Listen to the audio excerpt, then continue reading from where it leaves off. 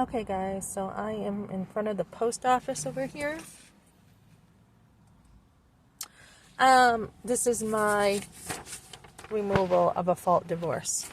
So in the matter of Ben and Melissa May, this is a motion to inform and remove basically my petition for a fault divorce.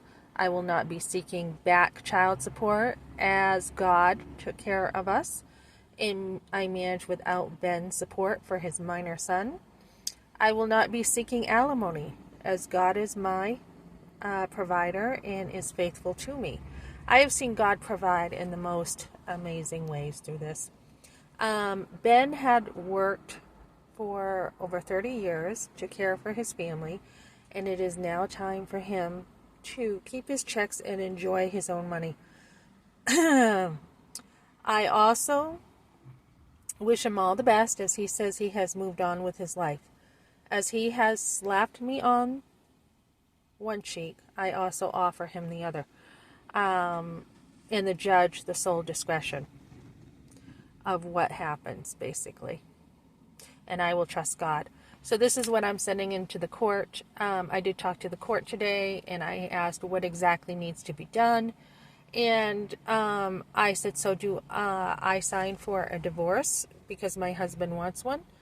And they're like, no. They're like, if you don't agree with it, which I don't sign it. So I am not going to agree to a divorce I never asked for. So my husband years ago had come home. He wanted a divorce because he talked to his parents, and he was all upset about, they were upset about $100 mortgage on the trailer, $100 or $110 when my husband had cancer and we had 3 little kids.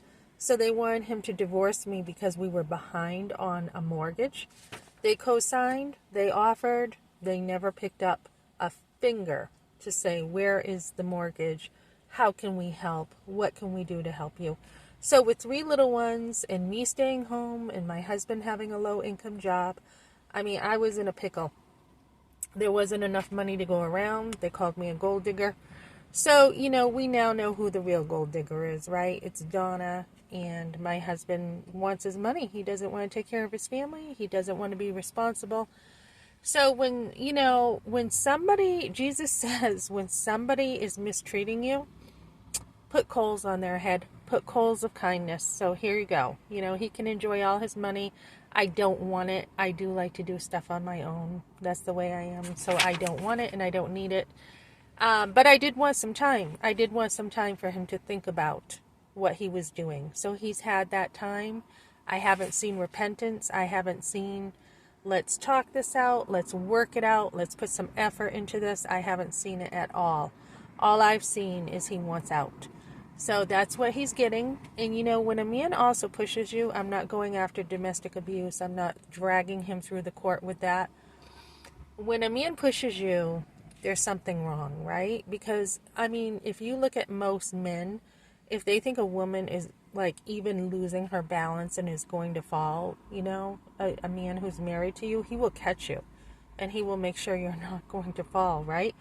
But instead, he threw me by my wrist and I was off balance. I was off because I had my heels on and I actually stayed standing. So, but he did push me and my back hit the refrigerator.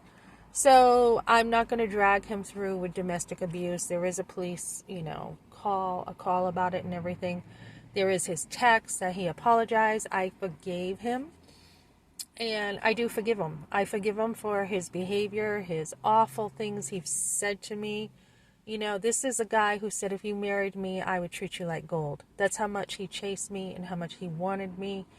And when a guy acts like this, give him what he wants. And if you honor this, giving him what he wants after you have tried everything, you've tried to communicate, you tried to, work things out and do everything. And if he's just being vengeful, give him what he wants. Pour blessings upon him.